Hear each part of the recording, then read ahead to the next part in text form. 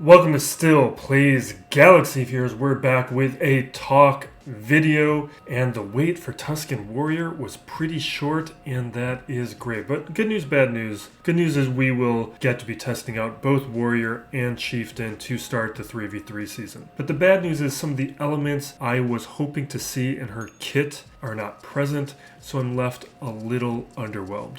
Topics for this video: the Tusken Warrior kit breakdown, the developer insights and strategy tips, we always take a look at those. Tusken Chieftain gameplay, 3-star G11 Tusken Chieftain.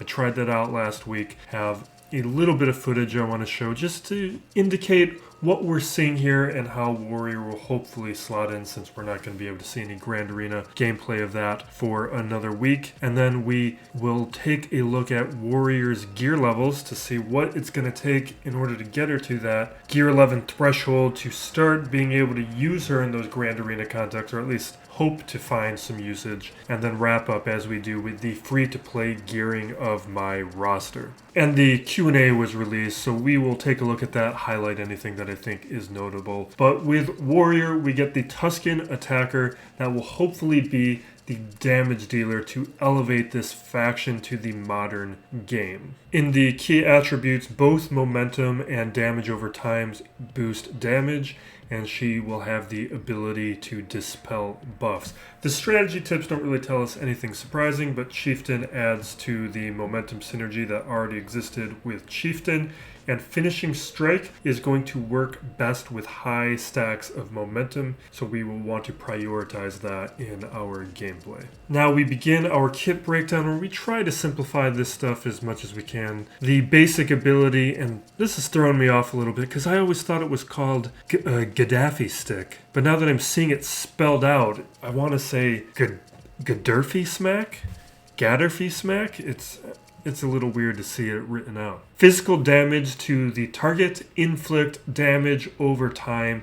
If Tusken Warrior has momentum, attack again and gain 3 momentum for 3 turns. Now, here we see an early marker of how Warrior is going to be increasing in effectiveness while she has momentum by both attacking again and gaining more momentum. So it's an ability that will help set up specials and help to ensure she stays dangerous. Also though, because of the synergy with Chieftain, I don't think we're going to be using that basic too much, because Chieftain, and we'll see it in the gameplay, is going to be really good with those cooldowns. The first special, Tusken Charge. This is a 2 cooldown ability, and for some reason they say the unlocks now, which they've never done before. I don't know why CG keeps tweaking these things.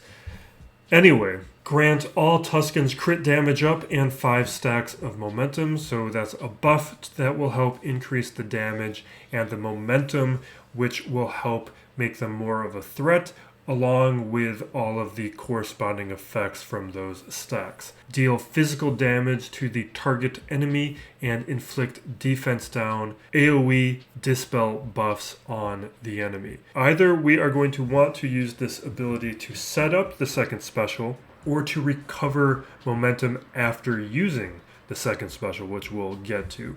But because this has a short cooldown, and with Tusken Chieftain reducing that cooldown even further, that means we're going to be able to nearly spam this ability. And we're going to touch more upon that while we discuss the second special, Finishing Strike. This has a cooldown of 4 and is a Zeta ability.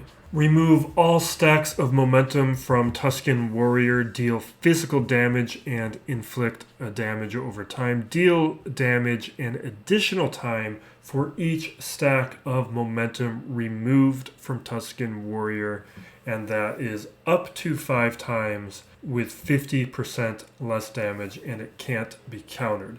And this is one of the reasons why you are incentivized to wait until you have high stacks. The ability has additional effects based on the number of stacks of momentum Tusken Warrior has, and that is with 10 plus stacks, she will do 50% more damage. With 15 plus stacks, attack an additional time, dealing massive damage to the target enemy, which can't be countered or evaded. And that is pretty huge. So the massive damage, the additional attack, and the inability to evade are triggered at that 15 plus stacks, and we are going to want to use that. Now, Warrior's Kit is all about this ability. The way I would think about it is the basic and the first special set up this one, because the basic and the first special are just giving you a good amount of stacks just on their own. You can think if you use the first special on the first turn, you get 5. You use basic on the second turn, you get 3. You're already at 8, and that is without counting any momentum you are getting from Chieftain. So hopefully by the time that this ability is off cooldown, you're going to be able to use this one at 15 plus stacks. Now, so a couple things here. The cooldown is big at 4. Now that is lessened because of this synergy with Tusken Chieftain, but because you still have that big cooldown, you don't want to waste using this ability with lower stacks of momentum. So it is going to behoove you to wait until you have those 15 plus stacks, but I don't really think that is going to be too much of an issue because of how quickly she should be able to accumulate those stacks, and because Tusken Chieftain is so fast, Chieftain is going to be able to use their special pretty consistently to decrease the ability of finishing strike pretty fast. And both these characters, we'll actually take a look at it. Here are the characters organized by their base speeds. Tusken Chieftain is the fastest character in the game who is not a galactic legend. So Chieftain is incredibly fast. Warrior, obviously not as fast, but really not that bad, because here is the way to think about Warrior's base speed. Warrior is right here, and Warrior is tied with Bosk in terms of base speed. Bosk is a character who is pretty easy to get very fast, so that means Warrior is going to be pretty easy to get very fast, but with a difference about nearly 30 speed. That means Chieftain is going to be set up in a way where he can be taking turns very quickly to be using that cooldown ability so that Warrior can benefit. Warrior has a single unique ability, Centuries of Tradition. This is a Zeta ability and an Omicron ability. Tusken Warrior gains 30% offense and potency. Tusken Warrior's abilities deal 5% more damage for each damage over time effect on all enemies, stacking to a max of 50%. Whenever momentum is removed during an enemy's turn, gain 10 stacks of momentum for 3 turns, limit once per turn. Whenever a damage over time expires on an enemy's turn, all enemies lose 3% tenacity for the rest of the battle. So you can see there's a little bit of a cyclical effect here. As the tenacity decreases, more dots are applied, which then causes more tenacity to decrease, making the threat of the Tuskens increase throughout the battle. So here we get a shade of what I wanted to see, but less than what I was hoping for. This unique gives a stat boost to Warrior herself, but I was hoping for stat sharing or a faction-wide stat boost to help elevate the Tuskens, because the old ones are still pretty dated. This is why Warrior leaves me a little underwhelmed. I expect she will be great herself, but I doubt a 3-star Gear 11 Warrior is going to be all that useful. I expect we will need her at Relics before a Tusken squad becomes a major threat, since most attackers in game are typically not a problem until they are at Relics. The Omicron ability is a Territory War Omicron. Whenever Tusken Warrior reaches 15 stacks of momentum, she cleanses herself. Cooldown of Finishing Strike is reset and she gains a bonus turn. That's a limit once per turn, and Tusken Warrior will remove all stacks of momentum at the end of the bonus turn. This is an excellent Omicron. I wish it was a Grand Arena Ami. If you're a Territory War Omicron player and you're using Tuskens, this is one I would definitely consider. It's going to help ensure that you get the most out of Tusken Warrior, because once the stacks are set, that cleanse is going to ensure that you won't have to worry about stuns or ability blocks delaying the use of Finishing Strike, and the cooldown reset is so you can use that big hit at that threshold of 15. So every time she hits that threshold, she gets to use the big hit ability right away. So all you're really being concerned about is making sure she gains as much momentum as quickly as possible, and then you're constantly spamming that big ability. That is going to make the Tuskens way more of a nuisance. Now with the Q&A, there's not too much here that's really worth highlighting. There's just clarification on how the Warriors kit is going to be working. I think the only element I thought was really worth highlighting is just notating that the tenacity reduction cannot be resisted.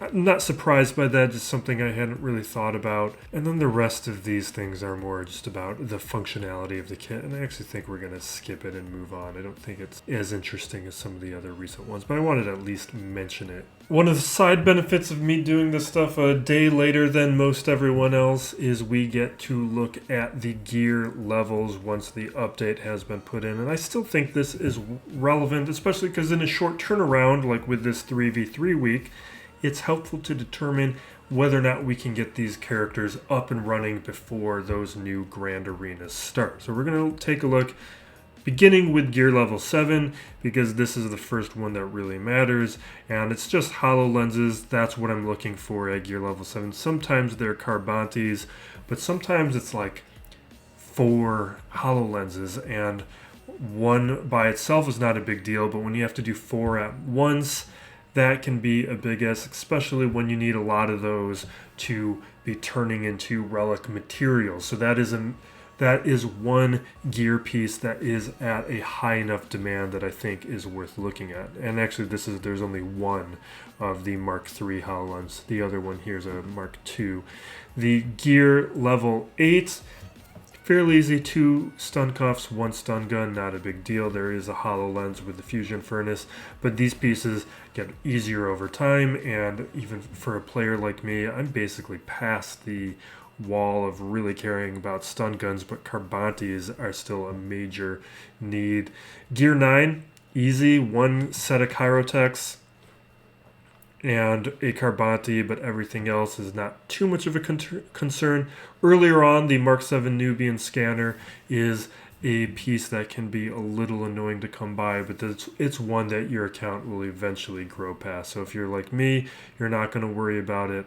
But if you're a younger account, that might still be a problem issue. It's good to get that one out of the Squad Arena store. The gear level 10, this is where most of us are going to pause for a moment with our gearing, and that is because it's going to take 2 sets of Kairos. But in total, Tusken Warrior is not that bad of a character up to that gear 11 threshold. 3 sets of Kairos, that is pretty typical. We're usually seeing characters with either 2 sets of Kairos up to gear 11 or 3 sets of Kairos up to gear 11. So it's on the higher end of what we typically see, but it is what we typically see. Now there's also a Mark V Thermal and a Mark III Carbante, and that is it. That Nubian scanner here is a little cheap. Well, there's also the eyeball, the golden eyeballs, that sometimes appears at gear 10, more often at gear 11. But it's only 1, not a big deal. Gear 11, this is my staging ground. This is where I hang out at. And as far as once you have her at 7 stars, taking her up to that gear 12 threshold, this is an easy one. Basically a stun gun and or 2 stun guns in an eyeball.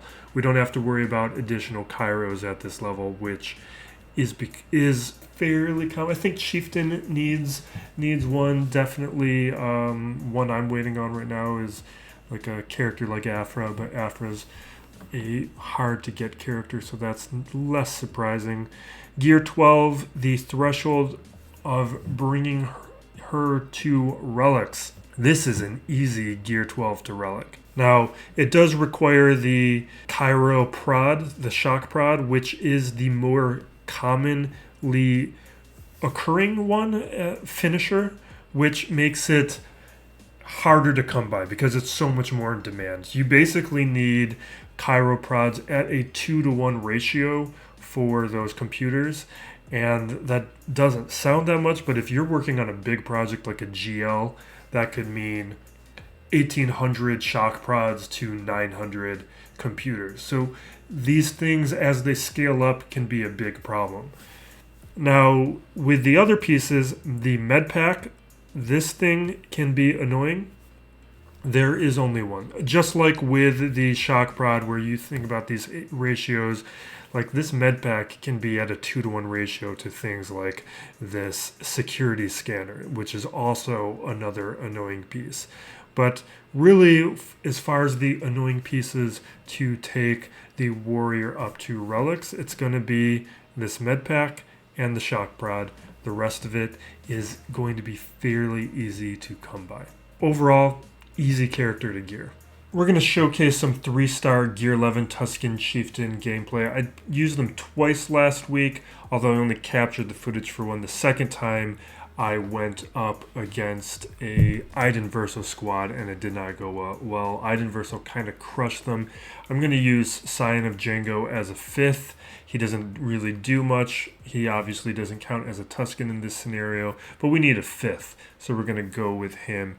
Now, this is not fully relict Mon Mothma squad, but it is still a solid Mon Mothma squad. And what we're seeing here is that there's still a very promising amount of survivability to this squad. They handled the opening hit. Aurora is the only character that relics. The rest are Gear 11, except for Sign of Django. He's Gear 12. But the squad, like Chieftain right there, took on all those hits and survived. Takes an AoE. Had they been focused on Chieftain with that AoE, Chieftain probably would have went down.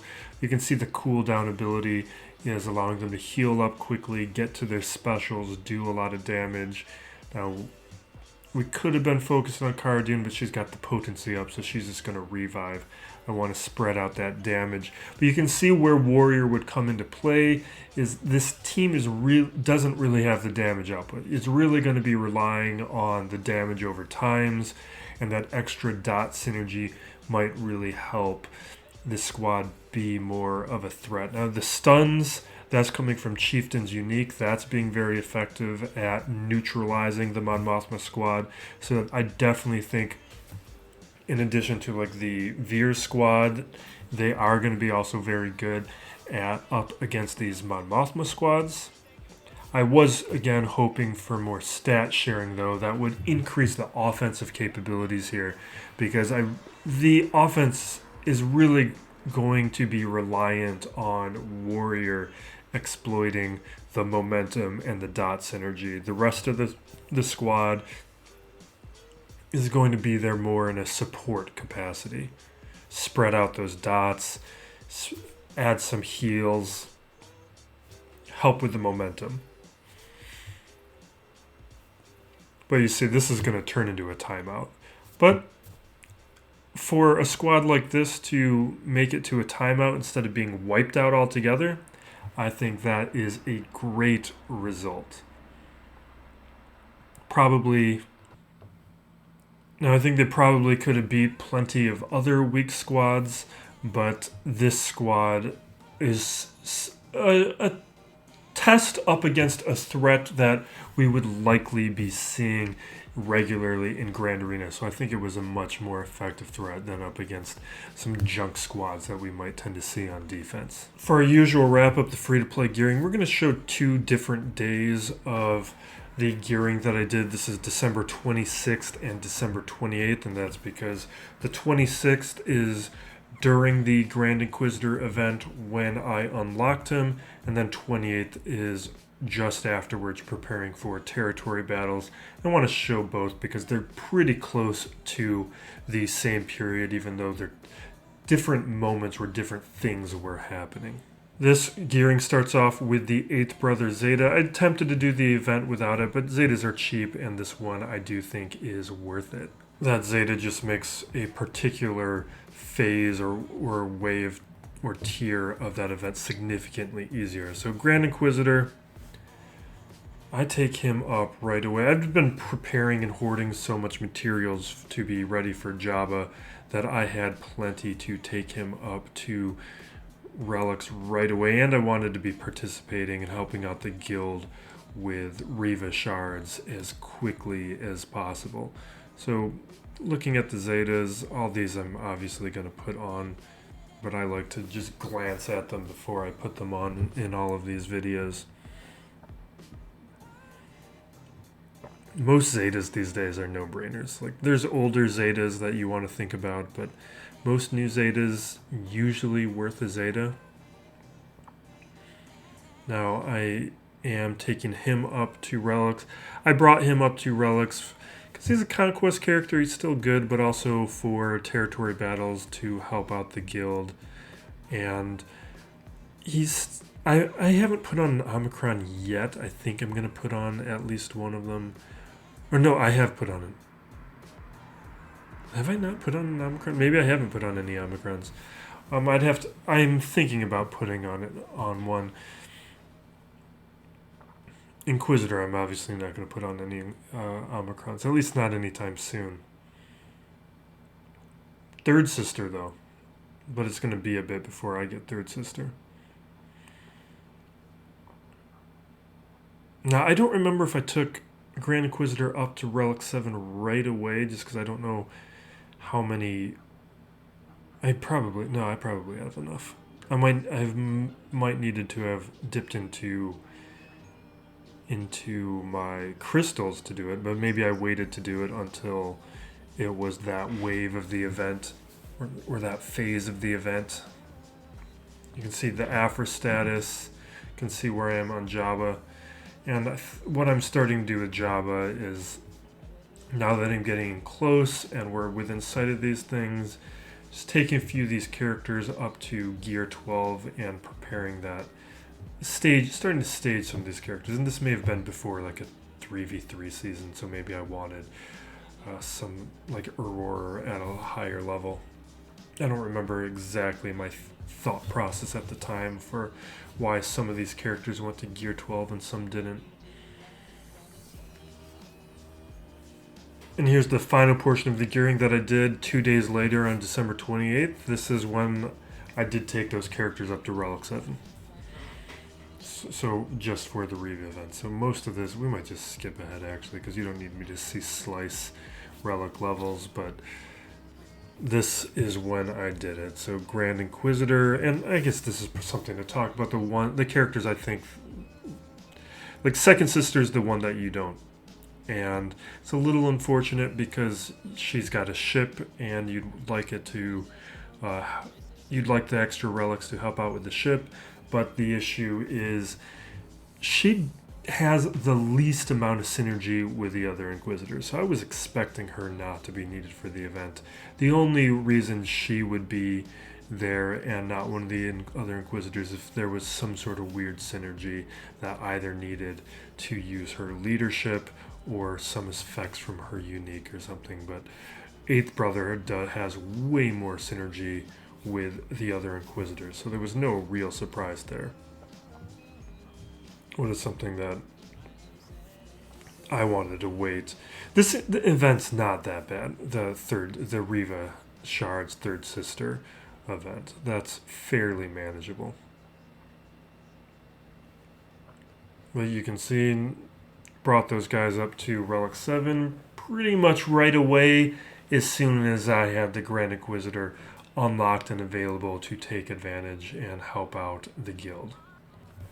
with all these characters, whether it be Grand Inquisitor or these Tuskens, I like to get my roster to a point where I can take advantage of these characters, test them out as quickly as possible, unlock them as quickly as possible, both for the benefits of the channel, so I can showcase these things, but also because it's just the way I like to play, and I want to be prepared in advance for anything that could happen by CG. And that was something that I technically was prepared for the Inquisitors. I was ready in September and the 3-month mark. I didn't think we'd have to wait until December, but you could see how CG had all these compounding things where both with Third Sister and with Scythe, you have these new fleets being formed, everything feeding into that Inquisitor project.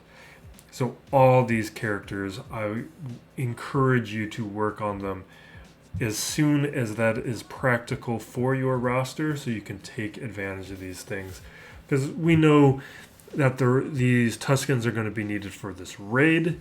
Whether or not you're going to relic them in advance is really going to come down to the specifics of what happens with the raid. Like if there's going to be shards and new raid characters attached to the Krayt Dragon raid. If that's the case, then certainly. And you know what? Now that I think about it, I haven't said this before. What if Tusken Boba is the Krayt Dragon reward? Oh my god. Alright, I gotta think about this.